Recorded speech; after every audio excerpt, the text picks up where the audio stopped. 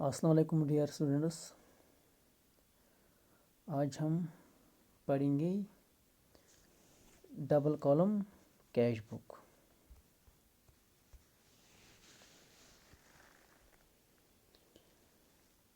اس میں کیا ہوتا ہے، جو پچھلے لیکچر میں ہم نے پڑھا تھا اس میں ہم نے سنگل کالم کیش بک پڑھا تھا، لیکن آج ہم cash book with bank column پڑھیں گے، یا ہم یہ بھی کہہ سکتے ہیں ڈبل کالم کیش بک۔ اس میں ہم ایک اور کالم ایڈ کرتے ہیں، اس سے ہم کہتے ہیں بینک کالم، کیونکہ ایک آرگنائزیشن میں کبھی کبھار کیا ہوتا ہے، ساری ٹرانزیکشنز کیش میں نہیں ہوتے ہیں، بلکہ کچھ ٹرانزیکشنز ایسی ہوتی ہیں جن کو ہمیں بینک تھرو سیٹل کرنا پڑتا ہے،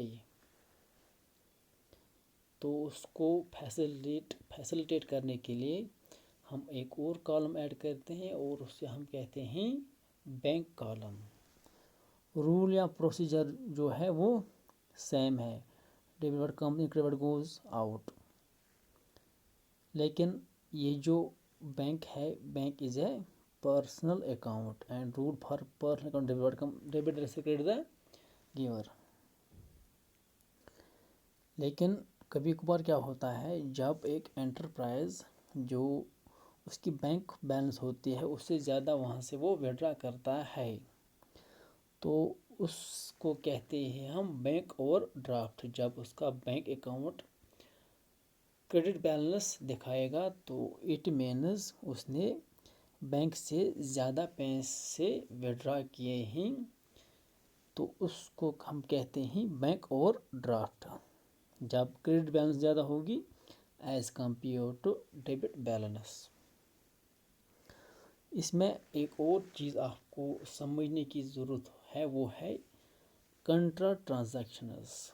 کنٹرا ٹرانزیکشن ہم اس ٹرانزیکشن کو کہتے ہیں جو بہت کیش کالم اور بینک کالم کو سیم اماؤنٹ کے ساتھ افیکٹ کرتا ہے۔ کنٹرا ٹرانزیکشن وہ ٹرانزیکشن جو ایک ہی وقت میں سیم اماؤنٹ کے ساتھ بینک کالم اور کیش کالم کو افیکٹ کرتا ہے، اس سے کہتے ہیں ہم کنٹرا ٹرانزیکشن، اور اس کی جو سائن ہے وہ ہے سی ہم لیجر فارمولا میں لکھتے ہیں، اٹ ڈینوٹس کہ یہ جو ٹرانزیکشن ہے یہ کنٹرا ٹرانزیکشن ہے۔ اس کے علاوہ جب ہم کوئی چیک ریسیو کرتے ہیں اور وہ ڈپازٹ کرتے ہیں اسی دن میں، تو اس کے لیے کون سی ٹرانزیکشن ہے، bank account debit to cash account. ایک اور کیس ہے cheque received and deposited on اندر ڈے۔ جب ہم کوئی چیک ریسیو کرتے ہیں لیکن ہم کیا کرتے ہیں، اسی دن وہ بینک میں ہم ڈپازٹ نہیں کرتے ہیں، but we are depositing that cheque on the next day, تو اس کے لیے ہم پہلے دو ٹرانزیکشن کرتے ہیں۔ First one is cash account debit to debtors account, اور جب ہم وہ ڈپازٹ کریں گے بینک میں تو اس وقت جو ٹرانزیکشن ہمیں کرنا ہے وہ ہے bank account debit to cash account. Dishonour of cheque, اس کے لیے ریورس ٹرانزیکشن ہے۔ پیمنٹ بائی چیک، جب ہم کوئی پیمنٹ چیک کے ذریعے کرتے ہیں تو اس کے لیے ٹرانزیکشن ہے ایکسپینس یا credit account debit to bank account. Endorsement of cheque, جب ہم کوئی چیک کسی تھرڈ پارٹی کو دیتے ہیں پیمنٹ کے لیے، تو اس سے کیا ہوتا ہے، جو کریڈٹ سائڈ میں ہمارا کیش بیلنس ہے وہ ریڈیوس ہو جائے گا۔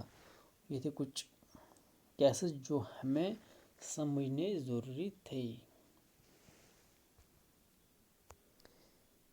ایک نیومیریکل ہم کریں گے، اس سے ہمیں پتہ چلے گا کہ how to prepare double column cash book. Rule وہی ہے جس طرح سے ہم نے سنگل کالم کیش بک بنایا تھا، لیکن اس میں ہمیں ایک اور چیز ایڈ کرنا ہے، وہ ہے only bank column.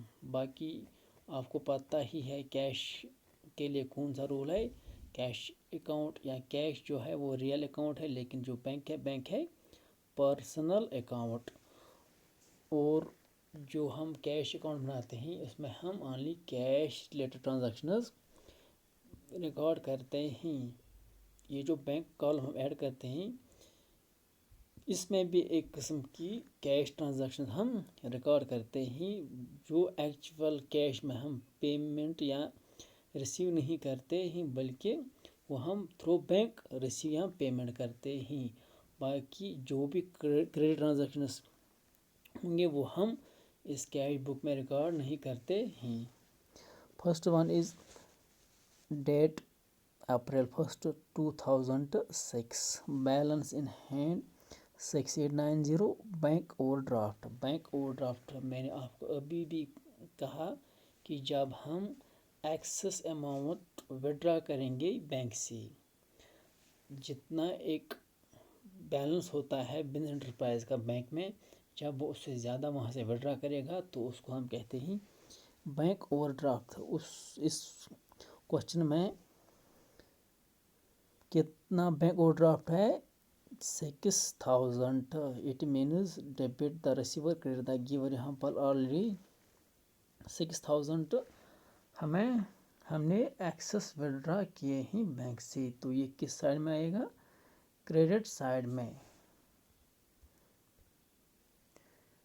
Date, particulars, cash column and bank column. और इसमें हमें वो लेजर फ्लो भी लिखना था, वो इसमें नहीं आया है, वो आपको पता ही है। By balance brought down, bank column हमने लिया है 6000, और टू बैलेंस ब्रॉ डाउन, क्योंकि जो डेबिट साइड होता है उसमें हम टू लिखते हैं और क्रेडिट साइड में हम लिखते हैं बाई, वो है 6890। अगर ये बैंक ओवरड्राफ्ट ना होता तो हम ये किस साइड में लिखते? डेबिट साइड में, लेकिन ये बैंक ओवरड्राफ्ट है इसलिए हमने ये किस साइड में लिखा है? क्रेडिट साइड में। उसके बाद क्या है? Purchased goods on credit. हमने परचेज किए हैं गुड्स ऑन क्रेडिट, ये इसमें नहीं आएगा क्योंकि ये ट्रांजैक्शन क्रेडिट ट्रांजैक्शन है। परचेज्ड मशीनरी ऑन क्रेडिट, ये भी इसमें नहीं आएगा क्योंकि ये भी एक क्रेडिट ट्रांजैक्शन है। Sold goods to V Shantaram, यहाँ पर पर्सन का नाम लिखा है लेकिन ये नहीं लिखा गया कि ये कैश में है या क्रेडिट में है। So we assume that this is a credit transaction, यही भी इसमें नहीं आएगा। Pay to Harinand in full settlement showing a credit balance of ₹1000। Harinand को हम कितना पे करते हैं? 950, लेकिन उसका जो अकाउंट है वो हमें क्रेडिट बैलेंस दिखाता था 1000। इट मीन्स ये जो 50 रुपये हैं ये हमें डिस्काउंट रिसीव करते हैं। इन फुल सेटलमेंट का मतलब यही होता है जब हम किसी को उतना नहीं देते हैं जितना कि उसको हमें देना था। इट मीन्स वो हम डिस्काउंट रिसीव डिस्काउंट पे करते अलाउ करते हैं। यहाँ पर हम डिस्काउंट ये रिसीव करते हैं क्योंकि हमने उसको पे किया है इन फुल सेटलमेंट। तो हम लिखेंगे by Harinand's account. Harinand's account debit to cash account. अगर हम इसकी जर्नल एंट्री करेंगे तो कैश अकाउंट किससे डेबिट हुआ है? हरिनंद's अकाउंट से। इस cash account Harinand's account debit to cash account. Cash account credit हुआ है हरिनंद's अकाउंट के साथ, तो ये हम लिखेंगे by Harinand's account. Paid life insurance premium, ये हम लिखेंगे क्रेडिट साइड में by life insurance premium account. It is an expense, हुआ है 2000, लेकिन ये हम कैश कॉलम में लिखेंगे क्योंकि हम डायरेक्टली कैश में पे करते हैं। Paid rent for the office use by rent account. Rent account debit to cash account, तो कैश अकाउंट क्रेडिट हुआ है रेंट अकाउंट के साथ, तो ये हम लिखेंगे क्रेडिट साइड में। Pay to mister Viraj in full settlement. Viraj को हम कितना पे करते हैं, ₹14,000। तो लिखेंगे हम बाय मिस्टर विरजीज अकाउंट 14,000।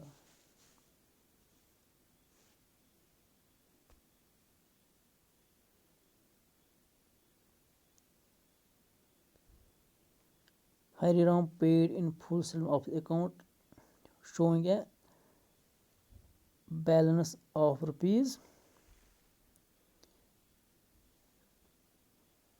₹11,100। ये जो हरिहरन है ये कितना पे करता है, 1,000 टुवर्ड्स दी कंपनी। ये जो हरिहरन है उसने कंपनी से गुड्स लिए थे, परचेज किए थे गुड्स, तो उसको देने थे 1,100, लेकिन ये कितना पे करता है, 1,000। इट मीन्स यहाँ पर हम डिस्काउंट अलो करते हैं 100, लेकिन जो एक्चुअल कैश हम लेते हैं वो है 1,000। So we will record only 1,000।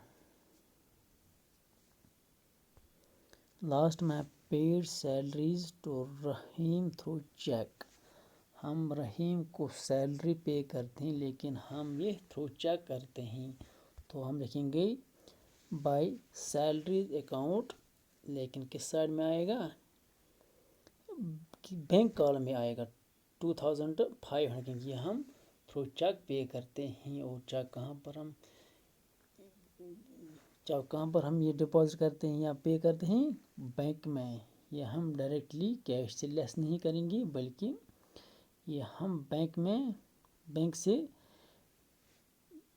पे करते हैं। तो ये जो 25,000 है ये डिडक्ट होंगे हमारे बैंक अकाउंट से, डेबिटर से क्रेडिट द गिवर, यहाँ पर बैंक गिवर है। अब हम इन दोनों को टोटल करेंगे, फिर देखेंगे कौन सी बैलेंस है, डेबिट बैलेंस है या क्रेडिट बैलेंस। सबसे पहले हम करेंगे कैश अकाउंट।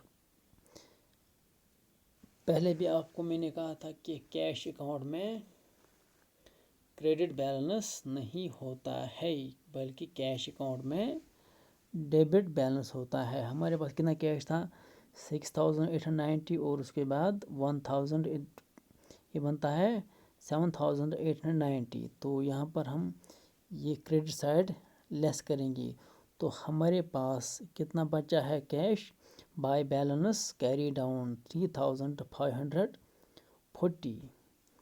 और अगर हम बैंक साइड की बात करेंगे, क्रेडिट साइड, बैंक, ये जो क्रेडिट साइड है,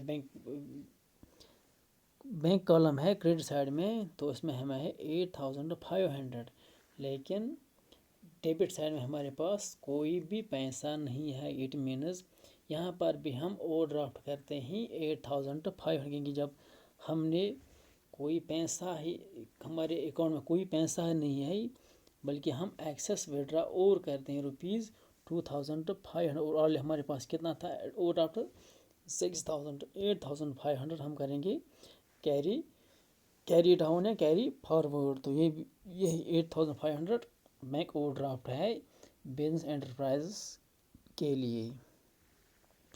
ये जो हम सिंगल कॉलम कैश बुक बनाते हैं उसमें रूल ये है कि उसकी जो बैलेंस होती है वो हम क्रेडिट बैलेंस में नहीं होती है। Cash account will never show A credit balance, क्योंकि हम उतना ही खर्च करेंगे जितना कि हमने रिसीव किया है कैश, उससे ज़्यादा हम खर्च नहीं करेंगे, क्योंकि ये हम कैश बुक बनाते हैं, इसमें हम already cash related transaction record करते हैं। Hope you have understood this topic. In the next lecture we will discuss subsidiary books. Thank you very much.